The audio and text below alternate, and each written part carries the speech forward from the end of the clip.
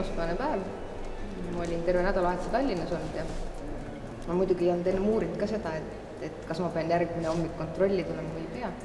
Ja siis koha peal selgus, et peale operatsiooni võisin kohe Pärnusse tagasi sõita ja siis reedel käisin Läätsid ära võtnud.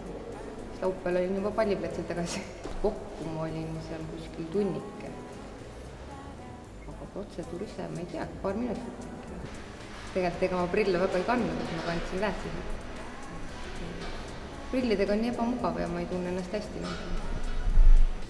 Eks esimest korda ma hakkasin mõtlema siis, kui mu õde käis 4 aastat tagasi ja tema sai omal ka ilusti nulli. Miinust oli 6,75 ja 6,0.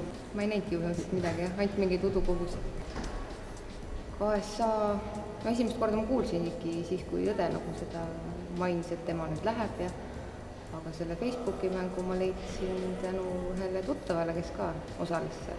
Kõike näeb paremini ja ega nende Läätsidega oli ka, et kui midagi silma läks, siis oli ikka väga kehva tükk aega olla, et kippus uduseks minema. Elu on ikka tunduvalt lihtsam, et ei pea hommikuti Läätsid silma panema, ei pea enam prille kandma. Ja kõik on nüüd mugavam, et sporti teha, vaba aega veeta, kuskile reisile minna. Mängi KSA Facebooki mängu ja saa nägijaks!